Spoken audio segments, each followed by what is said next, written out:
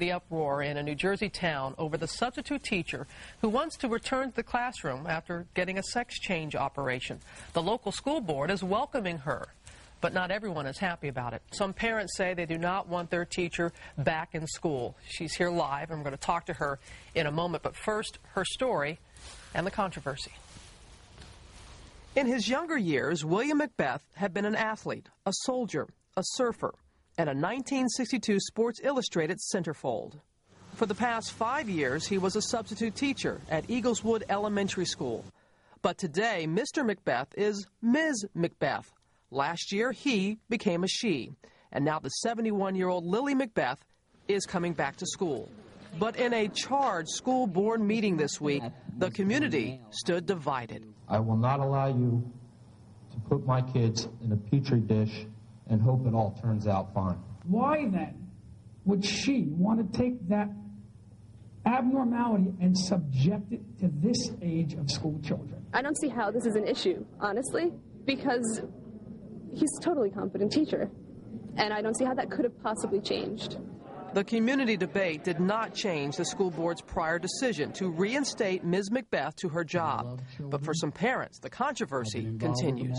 If he wants to go out or she wants to go out and teach or do any other kind of job that's not going to affect small children, so be it. But this is small, impressionable children. And this is the whole issue in a nutshell. Very happy to say Lily McBeth joins us now. It's very good to meet you. Nice to be here, Robin. You were married 33 years. Yes. 3 kids. Right. Got a divorce. Had the sex change operation. Just wanted you to share with us the path that you took to get to where you are today. Well, it's been with me ever since I was a small person. This was not some late change of life thing that you decided to do on a whim. It's a process your mind goes through, and you finally come to the conclusion, if I'm going to be free and happy, there's something I have to do about my situation. And thank heavens today for medical science that can help people like that. Not every transsexual goes through the operation, so to speak. In fact, they live as women for many years without that. But there are various choices you can make when you come to that conclusion. And I made the one that was most comfortable for me. That was your choice. Right. You heard the parents in the piece. I listened. And the fact that they're elementary school age, roughly 5 years old to 12-year-olds, you're a parent yourself. Can you understand at all their concern? Because many of these young people, kids, saw you as a man, and now they're going to see you as a woman. Can you understand at all the parents' point of view? I can understand the parents' fear, and they're trying to project that fear onto the children, because the children don't have that fear, okay? They learn that from adults. And if we teach children intolerance, that's what they're going to do.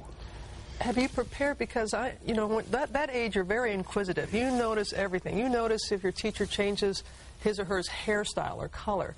Are you prepared in what you're going to say if indeed a young child says to you, what did you do? You don't discuss those things with a child in the classroom under any circumstances, no matter what it is. If somebody came into you in a classroom and asked a question, nothing to do with anything of your personal life. You put that aside until some appropriate time.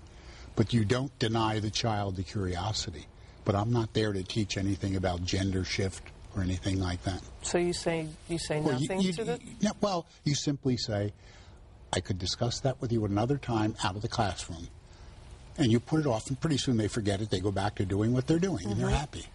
But you don't discuss that with little children. How about with But you don't lie to them either. True. How about with your own children? They're adults now. They're adults, and they're free to make any decision they want. Have they been accepting? It's been difficult? At times, it's difficult. You have to remember they're going through the same process everybody else has to. And I respect their right to believe what they want to believe. So now you wait for the call. You're a substitute, so what that means is you're on a list. Right. And then you wait for the that call, 6:37 in the morning. Do you think you'll get the call? I mean, the school board has approved, but... I am not in charge of that. And I have to leave it up to what goes on there. They do have a protocol they follow, and I live by that. I've lived by it for years. I'm curious, because all the attention that Felicity Huffman is getting as the Best Actress nominee for Transamerica, and the attention this movie is getting, does that help with awareness? I think the movie gives a very fair presentation of the agony that people like me go through. If you go throughout the movie, you'll see various scenes where she just can't come up to the point of getting out of the denial of saying something to this young man, who she truly is. And then at the end of the movie, you will see a scene where she literally breaks down and, you know, feels that she's failed everything. And I can't say it on the camera, but I don't want to give it away. But the idea is it's a scene of the tragedy these people like us go through in our lives. Because you've been carrying a secret burden all your life that you could never discuss with anybody. So it's nice to be rid of that burden, because I'm proud of who I am today, and I don't hide. Many girls that go through this process, they'll go assign a whole new identity. I'm proud of my identity. I didn't want to run and hide. Well, thank you for coming and sharing that with us. Well, thank you so much for inviting me. It's a pleasure. Wish you all the best. Thank you. Okay, time now for the weather and our